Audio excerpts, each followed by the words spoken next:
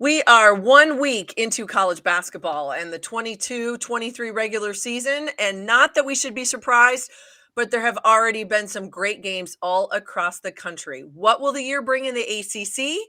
Well, stay tuned. It all starts right now.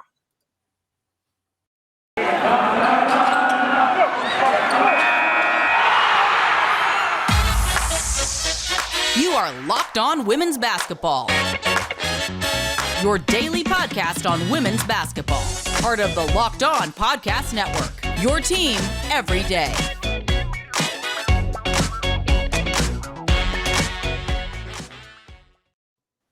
Happy Monday, friends. It is November 14th, 2022. I am Missy Heidrick, National Women's Basketball Correspondent at The Next. Thank you for making Locked On Women's Basketball your first listen every day. We are free and available wherever you get your podcasts. Today's episode is brought to you by LinkedIn. LinkedIn Jobs helps you find the qualified candidates you want to talk to faster.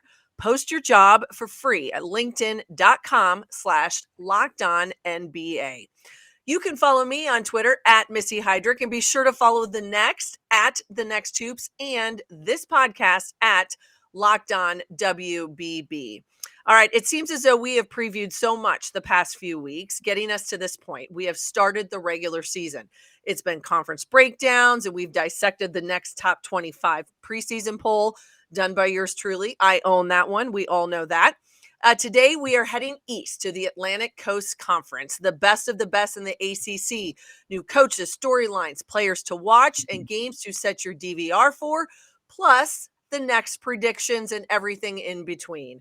I am so excited to be joined today by Mitchell Northam, one of the fantastic journalists that covers the ACC and so much more at The Next. And he has a new book out, and we will talk about that before our show is over today. All right, Mitchell, there is so much going on in this league. I think the ACC, when you just look at the numbers, sometimes everybody gets a little washed up in it. But I always feel like the ACC may be, if not one of the top league in the nation, probably one of the top two, just by what we look at coming into the season. So talk to me a little bit about what you saw in the preseason coaches poll.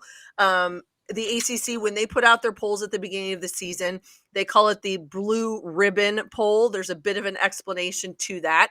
But what struck you right out of the gate before anybody played a game about what this league was going to have this season?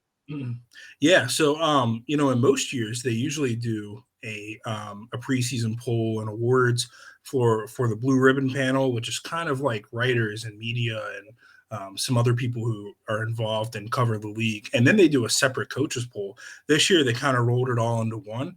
But yeah, it kind of, showed me what I thought, which was that this league is going to be pretty wide open this year in terms of, who the favorite is.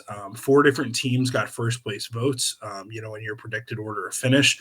Louisville with 31, Virginia Tech with 17. They're a team on the rise. Well, the transfers they got. NC State, they're the 3-time, reigning champs in this league. They're right there in 3rd place. And then you got Notre Dame, North Carolina, 2 teams with a lot of history who have kind of, risen up under new coaches here recently. And I think that's still true. Either one of those 5 teams, I think you could see, on top at the end of the season, cutting down the nets in Greensboro at the ACC tournament. Either one of those 5 teams, maybe all 5 of them could host first round games in the NCAA tournament. You could see all 5 of them in the top 16. I don't know if that's ever happened before. But yeah, I think the caliber of this league and the depth of it is really high this year. Miami is right there too. They played in the ACC final last year, gave South Carolina a pretty good game in the tournament, and they kind of reloaded with some transfers this offseason as well with the Cavender twins. And then, you got Duke with Carol Lawson right there, and Georgia Tech, coached by the great Nell Fortner. So, yeah, I think this is going to be, top to bottom, a pretty good league. I think, like last year, you could see, 8 or 9 teams in the NCAA tournament. Okay, so when I did my top 25, and I looked at teams, and I was looking at both what was coming back, obviously for people, but what they brought in. And we know that the transfer portal reshapes rosters every season, that it, from one year to the next, no one is going to look the same. We see people transferring interconference. All of that is happening across the country.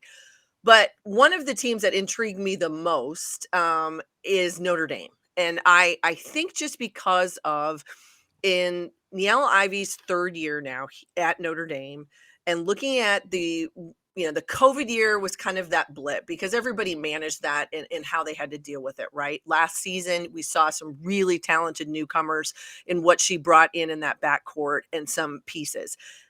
It seemed to me that Maddie Westbeld needed help. She needed somebody else in the post. That's what they got out of the transfer, out of the portal. And that to me kind of set them apart a little bit in maybe answering more questions with what they brought in than other teams having a lot of questions that nobody was really sure about.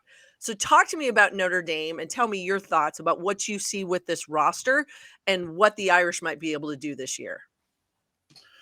Yeah, I think Notre Dame is going to be one of those teams that, if we get to Greensboro in the first weekend of March, it wouldn't be surprising to see them winning the championship. I don't even know if it would be surprising to see them go to the Final Four. I mean, they really have a top to bottom, really, really talented roster this year. You mentioned in the post, Maddie Westbeld is a great player. Last year, they brought in Maya Dotson from Stanford, and she was a huge help to them, in the post and in the paint, especially in terms of rim protection. This year they bring in Kylie Watson from Oregon. They bring in Lauren Ebo from Texas. So both of those players, I think, are going to be important to, providing Notre Dame with some depth in the post and giving them, the rim protection that they'll miss now that Dotson is gone. But yeah, I think for me, Notre Dame they might go as far as Olivia Miles takes them. I think Olivia Miles is just, last year as a freshman with, second in the nation in assists. Just a really fun player to watch, a really talented player. And a really smart player too. I think already this season, we're only 2 games into it, but Notre Dame is 2-0. They just came off a win over Cal. She's already averaging, 8 assists per game or something like that. So I think her development is going to be key, as like I said, last year was her true freshman season, and she was already one of the best point guards in the country. Can she take that next step? Can she be, the winner of the Lieberman Award? Can she be the best point guard in the country? I think that'll be really key, for Notre Dame. And then, they have some different veterans kind of around her. I mean, Dara Mabry feels like she's been playing basketball for a while now. Yeah, I think she's in her 5th year. Spent some time at Virginia Tech before she came over to Notre Dame. And they have some other interesting pieces too, Natalia Marshall, Sonia Cintron, KK Bransford. This is a team that is pretty deep.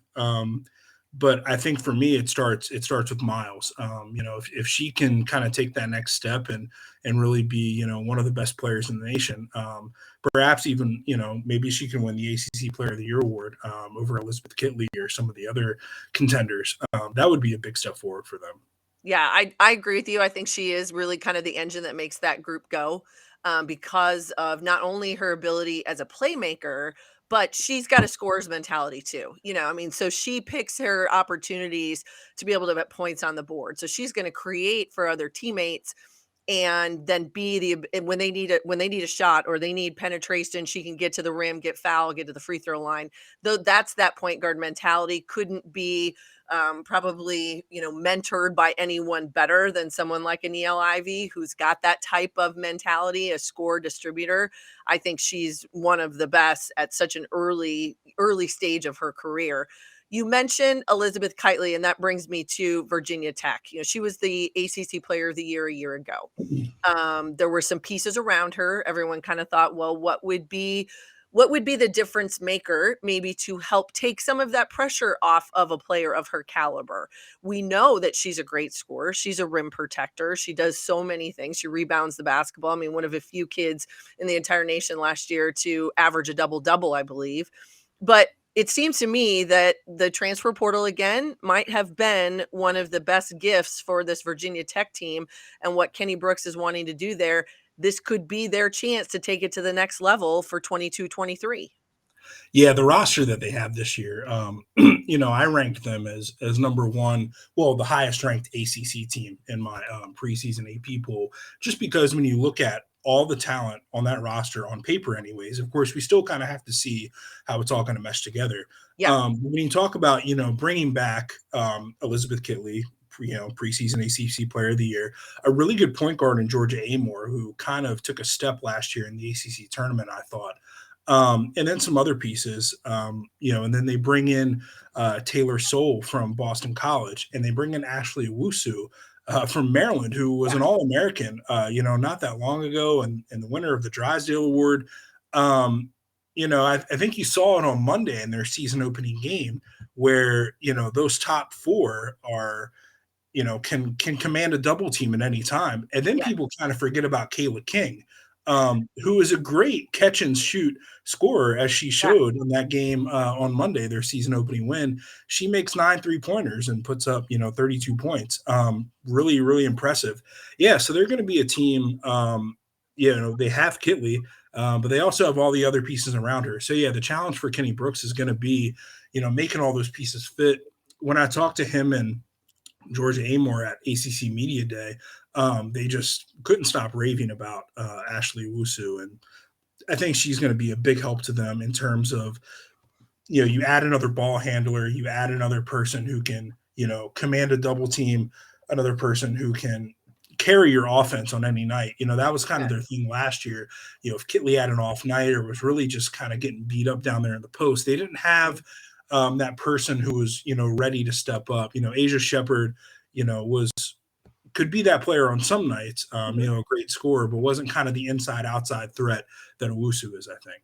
No, I agree with you. And that's what you need. You need multiple options. And when you've got such a dominant post player, you're absolutely right. She can get beat up. She can have an off night. She gets in foul trouble. There's got to be another option for Virginia Tech.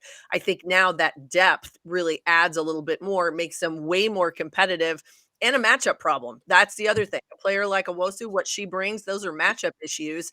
And we see that top to bottom in the ACC, very different kind of diversified rosters. And I think that helps people.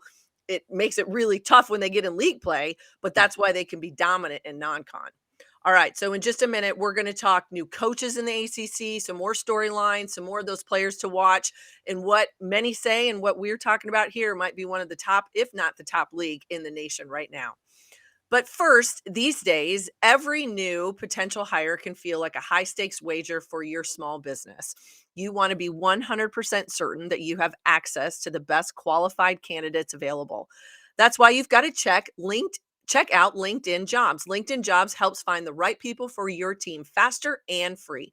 We all know that it happens to everybody out there. You have your profile on LinkedIn and all of a sudden you get a message and the connection happens, and that's where good things occur for folks out there in that job search. So you've got to be able to go to LinkedIn Jobs, then you add your job in the purple hashtag hiring frame to your LinkedIn profile to spread the word that you are hiring. Simple tools like screening questions make it easier to focus on candidates with just the right skills and experience so you can quickly prioritize who you'd like to interview and who you'd like to hire. It's why small businesses rate LinkedIn Jobs #1 in delivering quality hires and leading competitors.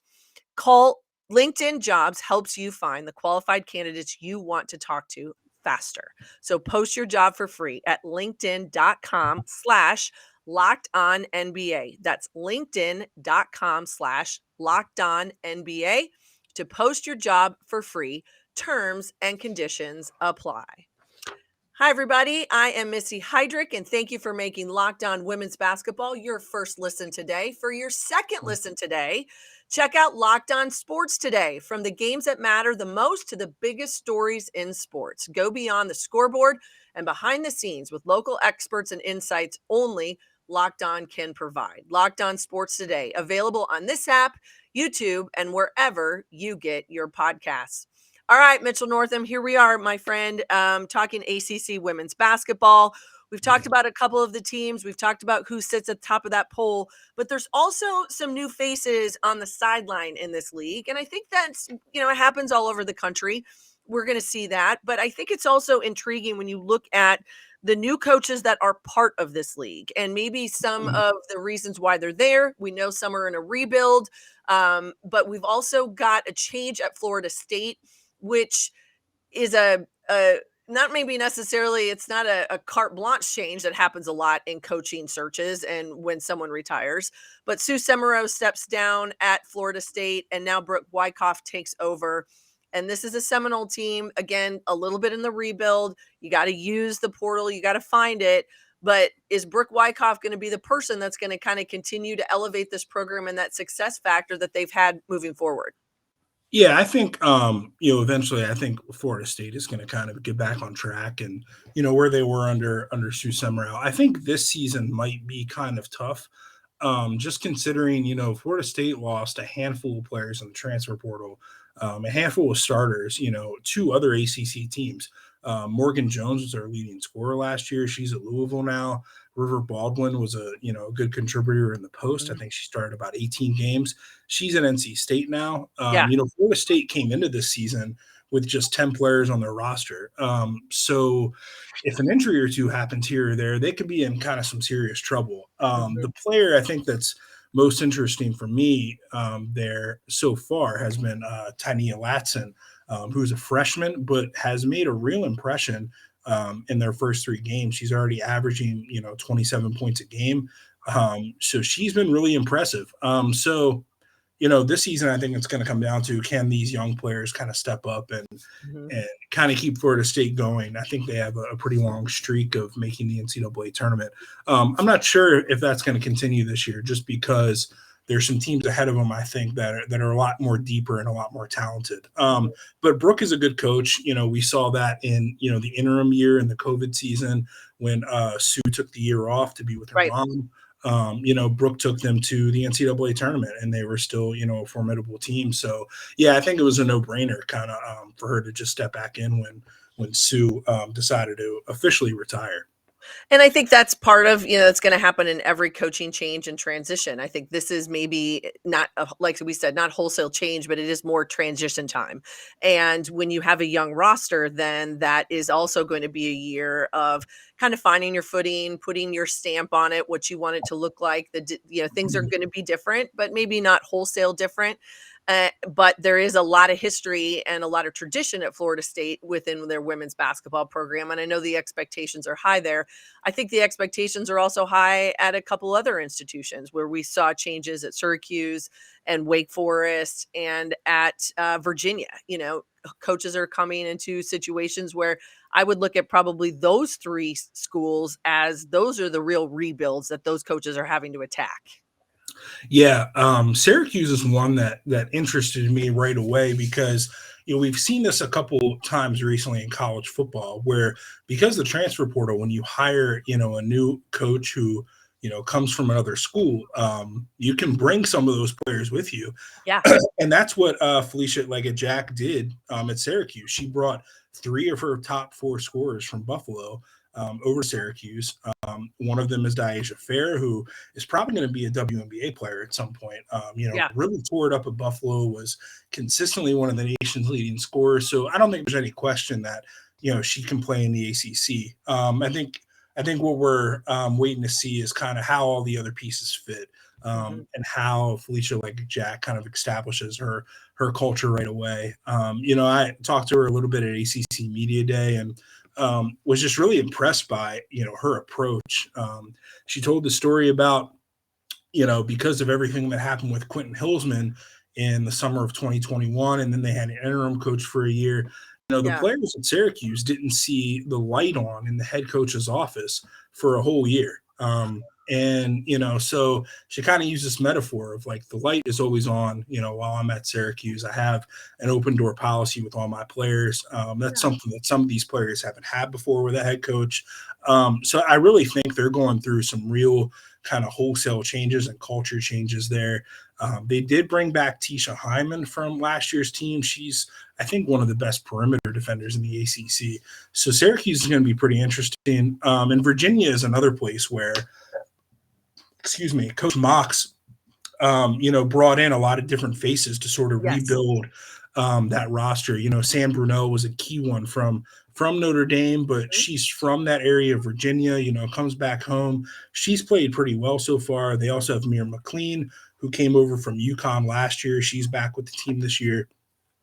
So I think the future is bright for Virginia. They're another program that has a really, storied history of success in women's college basketball that, the program didn't quite live up to under Tina Thompson, to put it lightly. Right. Those two, Virginia and Syracuse, I think those are the two programs in the ACC this year going through the most change. Yes.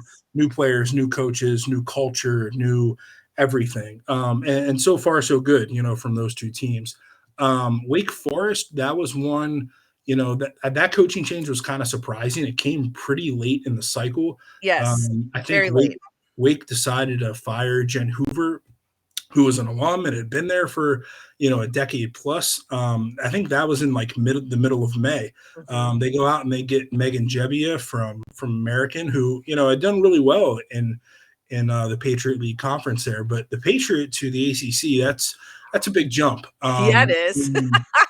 That's So not something you do lightly. Let's put it yeah. that way. And because Wake made this change so late in the process, I don't think she was really able to do what Syracuse and Virginia were in kind of rebuilding their rosters in April, utilizing that transfer portal. I think by the time she's hired and gets settled, a lot of people, players looking to transfer, they had already kind of made their decisions. But she still has Jewel Spear, who was the ACC's leading scorer last year. So we'll see what happens there. Yeah, no, I think you're right. And I think all of those programs, again, at different stages, different points, but hopefully finding coaches that those coming into those institutions that, as you said, they put their stamp on it. They create a culture, one of which players are going to want to be there, where they feel welcome and that it's a good fit. I think those three coaches really might be very good fits for those schools to help them rebuild. Okay, one thing I want to ask you about before we go to our next break, and then we're going to talk about games to watch, your predictions, all of the above. But the ACC, it's got so much history, so much tradition to it. And I love the triangle tradition. So when we start talking now about NC State, North Carolina, and Duke, we can talk about the triangle all day on the men's side, but I feel like sometimes this triangle gets a little lost in translation when we start talking about women's basketball. But you're talking about three darn good women's basketball teams this year, and all of which have an opportunity, I think, to compete for top spots in this league, maybe win the darn thing, and will absolutely be in the NCAA tournament. Yeah. I think last year, I've lived in North Carolina for a couple of years now. Last year was kind of really the first time that I saw sort of the media around here really start to pay attention to and get involved with women's college basketball. I think part of that was because NC State was so good. They were a top 10 team all season, obviously won the conference again, made that run to the Elite Eight. There's a lot of sports talk radio shows around here, talking about, how they had to go to UConn and all that stuff. And then North Carolina kind of comes, later on in the season. They get that win over Louisville at home. They make the NCAA tournament and do pretty well there, going to the Sweet 16. And then I think a lot of people are just interested in Duke because Carol Lawson is such a big name. Right. And last year it didn't come quite together. So she kind of reloaded and reshifted a bit, and they have a bunch of new transfers too. I think this year I'm hoping to see that'll continue. Courtney Banghart made a comment at ACC Media Day. She made, she's been known recently here to kind of make some waves and throw some jabs a little bit towards NC State's way. Made a comment about their small arena, said some things about their fans not being too nice. I think most recently she kind of caught some fire for that. It was in August. And all the sports talk radio shows around here talked about that. Yeah. And I think it's the first time that I've heard, people around here talking about women's college basketball in August. That's just not something that has happened before. So she made a comment. She's like, sometimes, to get people talking about this, I'm willing to take a bullet, so to speak. And, before she made those comments, those games weren't on national TV, her games against NC State and Duke, and now they are. Right. So, it works. So I think the more coverage, the merrier, if we can get people talking about these three great programs here in the Triangle. Absolutely. And the Tobacco Road, there's a lot of action to be had, and there will be some fantastic games throughout the season. Okay, so in just a moment, we're going to talk what games to set your DVR for and all of Mitchell's breakdowns and his predictions as well. But first, betonline.net is your number one source for sports betting info, stats, news, and analysis. Get the latest odds and trends for every professional and amateur league out there. From football to basketball to soccer and esports, we have got it all on betonline.net. And if you love sports podcasts, you can also find those at BetOnline as well. We're always the fastest and easiest way to get your betting fix. I live in a state where now sports wagering is legal, so you're going to have a hard time finding somebody who is not on their phone, especially on a Saturday or Sunday when we're talking college football and NFL football on Sundays. It is busy and they are running up those numbers. So always go check out BetOnline. Head to the website today and use your mobile device to learn more. BetOnline, where the game starts. Okay, before we talk a few games that I want everybody to set their DVR for, Mitchell, I would be remiss if we didn't talk a little bit about the Louisville Cardinals and what Jeff Walz continues to do there. I had the pleasure of seeing them in person last year at the Wichita Regional, where they finally punched their ticket to get to the Final Four. This team looks different than it did a year ago, but one thing that I've always appreciated from Jeff Walz is his ability to look at the transfer portal, not necessarily as just, oh my gosh, what can you get out of this? Who wants to come? Is I need to find the right fit. I need to find the right people and the right players who buy into what their role is going to be. It might not be what their role was at their previous institution, but are they ready to come in here and be part of a unit and a team? And then really good things can happen. Did it a year ago. Can they kind of find that same magic again this season? Yeah, it's going to be interesting to see. They had a close call the other day with Belmont on Sunday. Yes. I wrote, I think in my preview, the one kind of big question I had was, how much is this Louisville team going to miss Emily Engstler? You mentioned when Walz goes into the transfer portal, he looks for key things. He looks for, what do I need? How does this person fit? And more times than not, he gets the right fit. And the people that come into his program, the players that transfer in, they add something to the team. They perform in a big way. Emily Engstler was one of the best defenders in the country last year. Yeah. And I think made up for a lot of deficiencies at times that Louisville as a team had because of her versatility, not only as a defender, but also as a leader. And she can score inside and out and was a great rebounder. So she's gone. So they bring in, Morgan Jones. They bring in Chrislyn Carr from Syracuse. They bring in a couple other pieces. So I think right now they're still trying to figure out how all that fits together. I think the key for Louisville this year is going to be, can Haley Van Lith continue to build on what she did last year in the NCAA tournament, where she was, averaging more than 20 points per game, right. Playing pretty well against South Carolina, in that Final Four matchup. If Haley Van Lith can maybe take another leap and be someone who's contending for the Player of the Year award in this league, can kind of be, the Dana Evans that Louisville had a couple years ago. I think that's going to be really important to Louisville, maybe staying on top in this league. I think there's no question that, they're an NCAA tournament team, but can they be a Final Four team again? Can they win the ACC tournament? Those are things that we'll figure out. And they have a couple, tough non-conference matchups. I know you wanted to get to some games to watch. Yeah. They have a couple of tough ones that we're going to find out. Yeah, no, I think you're absolutely right. And you mentioned the Belmont game, which was yesterday on Sunday the 13th. And I love Belmont. I circle them in every single thing I can when we start talking mid-majors. Now they're in the Missouri Valley, picked to win that league. If anybody thinks that Belmont's going to come into your house or you're going to go in theirs and it's going to be a walkover, best of luck. I Godspeed, because that's not going to necessarily happen. So I wasn't surprised that game went down to the wire. But again, it goes back to what you said. This is also still a Louisville squad. I think they're trying to find their footing, figure out who they are.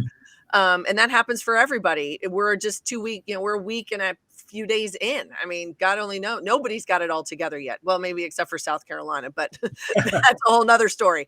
All right. Now, the first ACC regular season game actually was yesterday. That was Wake Forest at Virginia. We talked about those two programs. Virginia gets the win. But talk to me about some games that are standing out to you, ones that people should be watching for, whether it's a non-con or conference games, because as we know, everybody in this league, they step up and they schedule. They're not afraid to do it. So what do some of these big matchups look like coming down the pike? Yeah, I think in the non-conference slate, the one that is the most interesting to me is Virginia Tech at Tennessee. I think that's the first weekend in December, first or second weekend. Somebody will have to check my dates on that. But Virginia Tech hosted Tennessee last year, and that game was close until about 5 minutes left in the fourth quarter. And then Tamari Key just kind of took over and didn't let Elizabeth Kitley get anything. As we talked about before, Virginia Tech is kind of reloaded, got some different weapons. Tennessee is different. Yeah, they look different and creates matchup problems for Tennessee, I think, now more than just a one, not just a one-woman show. Absolutely, yeah. And Tennessee, they have some new pieces as well. They lost that tough game to Ohio State this past week. So that is a game, I think, for Virginia Tech that's going to be a good kind of barometer of where they're at. They'll have, a month under their belt at that point of the new pieces kind of integrating in. So, yeah, I'm curious to see how Virginia Tech plays in that game in a tough road environment in Knoxville. Yeah, absolutely. Yeah. All right. Now, when we talk about regular season games within the ACC, obviously you can start circling kind of all of the quote unquote rivalry games, whether that's Duke at North Carolina, NC State at Louisville, North Carolina at NC State. But I think a couple difficult places that it's going to be for anybody to go this year is going to be going on the road to Notre Dame, going to Louisville. And then you also got to look at a place, like you said, is it Miami, Florida State? Those things are not necessarily the easiest places to go in and play. And with such a huge conference schedule slate that these teams have, there's really there's not a lot of times when you can take a night off. Yeah, for sure. Yeah, there's a couple, that you mentioned, tough road environments. When I talked to Haley Van Lith at ACC Media Day, she mentioned that, NC State was a really tough place for them to play last year. And, they had a big lead going into the fourth quarter, and then things sort of fell apart, and Jakia Brown-Turner and Diamond Johnson took over, and NC State won big. Not Louisville at NC State this year, but I'm curious about Notre Dame at NC State this year. We talked about all the expectations from Notre Dame. NC State looks a lot different this year. They lost those 4 starters, but they're still expected to, compete at a high level. So that's January 29th. That's a Sunday game. That's a game I expect Reynolds Coliseum to be sold out for. That's probably going to be, 2 teams ranked in the top 15. That place is going to be rocking. The other game that I really think could be a fun one is North Carolina at Louisville, and that's on Sunday, February 5th. I talked about earlier, North Carolina really got rolling last year when they upset Louisville, who I think was ranked number 2 at the time, at home last season. Mm-hmm. So this is the only meeting between UNC and Louisville in the regular season. They have 2 really good junior guards, Deja Kelly and Haley Van Lith, kind of going one-on-one with each other. I think that game is going to be a lot of fun. No, I think there's going to be so many, and it's hard to pick just a few. And obviously, it all will culminate. We're going to get a regular season champ, but then they're all going to go to Greensboro March 1st through the 5th. That'll be the ACC tournament. All right. Now, for everybody that's out there, I want everyone to make sure you go to thenexthoops.com. You're going to see Mitchell's ACC previews. You're also going to see some of his sights and sounds columns that are going to come out throughout the course of the season. That's going to keep you up to date on everything about the ACC. When you broke all of this down, sir, tell me to make a prediction, who sits atop Mitchell's prediction for the ACC in 22-23? Yeah, I didn't make a prediction in that preview post of who the ACC champion will be, but I feel really good about Virginia Tech. I just think they have so much talent, and I believe in Kenny Brooks' ability to coach. And I just think they're hungry for something like that. Elizabeth Kitley has had to watch, her, one of her friends from childhood, Elisa Cunane, winning Greensboro, where they're both kind of from nearby, win the past couple of years. And Elizabeth Kitley got knocked out of the ACC tournament last year. So I think she's going to be hungry, coming in there in March. And I think they just have so much talent on paper that eventually it's all going to come together, and they're going to be a really tough out once we get into not only ACC tournament play, but NCAA tournament play. No, I think hungry, motivated, talented, good coaching. That's a really good combination. I think for anybody that's looking to, if you want to quote unquote put your money on something, that might be one where people might be looking at in the future. All right, now the other thing everybody needs to know, not only in covering women's basketball in the way he does, but Mitchell wrote a book, and so I want you tell me about your book. Tell everybody about the process for you and what this journey was like and having it published. Yeah, for sure. So the book is called High School Basketball on Maryland's Eastern Shore, a Shore Hoops History. I'm from the Eastern Shore of Maryland, grew up there, went to college there, got my first job there, and covered a lot of high school ball there. And I always thought, listen to all these coaches and players talk over the years. I always thought like it could always be a book, if you put everything, together. Nobody had ever written anything like that. If you wanted to kind of get a sense of the history of the place, you basically had to do what I did, which was do 2 years worth of research and talk to 60 some people, and look up some yearbooks and go on to newspapers.com and spend a lot of time. So yeah, it was really, really hard process, but really rewarding at the end, to finally see it out there. Yeah, it took me about 2 years to get done. I had a publisher I was working with at first, then things kind of, we ended up going our separate ways. And I ended up self-publishing it through Amazon. It's been out since May, I think. Yeah, okay. May. You can get it on Amazon or at Barnes & Nobles. I think you can also find it at one of the indie bookshops online, if you want to support your local bookstore.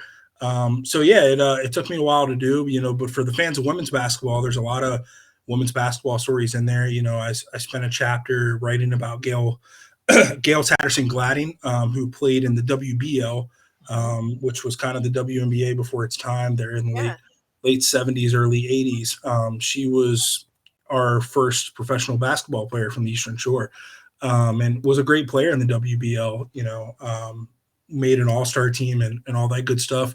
Then she came back to the Shore, and she was a great high school coach for a long time. I also talked with Tia Jackson. She played at Iowa, led them to a Final Four, and now she's an assistant coach at Duke. She's one of our great high school players from there. And then Kelly Gibson, who played at Maryland, was a great player there, and then went on and was, a reserve kind of bench player for the Houston Comets, for those teams that won a couple championships in a row. It was really, like I said, really tough process, but rewarding to kind of see it out there and see the reception it's getting. Well, it's amazing. And that's exactly what has to happen, in order for the game to grow, but also we have to respect the past and the history of it. And I think that's what's such an amazing piece of this. And FYI, everyone, the holidays are coming. So go to Amazon.com, get to BarnesandNoble.com, find Mitchell's book, because it would be an awesome stocking stuffer for all of our women's basketball fans out there. All right, sir. Thank you so much for being here with me today. Tell everybody where they find you on a daily basis. Yeah, thank you. I'm on Twitter and Instagram at Primetime Mitch. In my bio, you can find the link for the book there. I'm doing some work. My day job is at North Carolina Public Radio, WUNC, where I'm a digital producer. And then I'm doing a lot of work covering women's college basketball for The Next and the Associated Press and some other outlets.